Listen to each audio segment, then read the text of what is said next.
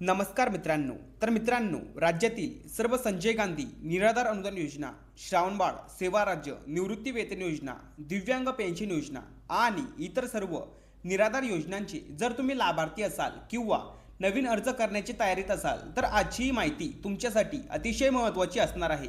त्यामुळे हा व्हिडिओ नक्कीच शेवटपर्यंत पहा। तर मित्रांनो, सामाजिक न्याय व विशेष सहाय्य विभागामार्फत विविध लाभार्थ्यांना मासिक आर्थिक सहाय्य दिलं जातं। यामध्ये दिव्यांग व्यक्ती, विधवा महिला, ज्येष्ठ नागरिकांचा समावेश होतो।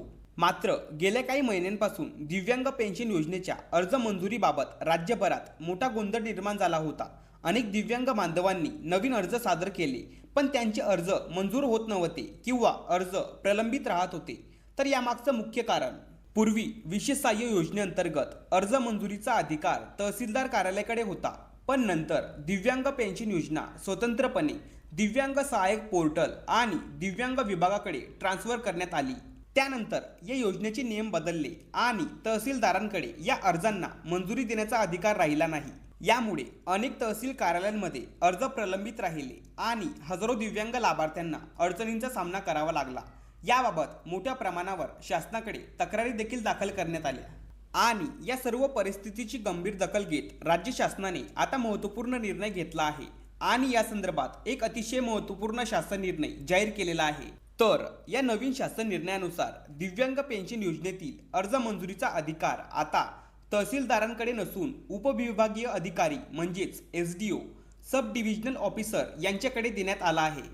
म्हणजेच आता दिव्यांग पेन्शन योजनेचे नवीन अर्ज आणि प्रलंबित अर्ज मंजूर करण्याची जबाबदारी उपविभागीय महसूल अधिकारी SDO यांच्याकडे असणार आहे।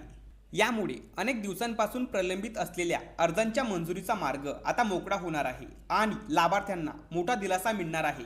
म्हणूनच ही माहिती प्रत्येक दिव्यांग बांधवांपर्यंत पोहोचणं अत्यंत आवश्यक आहे, कारण अजूनही अनेकांना असं वाटते की दिव्यांग पेन्शन योजनेचे अर्ज तहसीलदार मंजूर करतात, पण आता या नियमामध्ये बदल झालेला आहे। लक्षात ठेवा, योग्य कार्यालयात अर्ज केल्यास तुमचं काम जलद होईल। त्यामुळे अर्ज कोण मंजूर करतो याची माहिती असणं तितकंच महत्त्वाचं आहे। जर तुमचा अर्ज अजूनही प्रलंबित असेल तर ही माहिती तुमच्यासाठी खूपच जास्त उपयुक्त ठरणार आहे।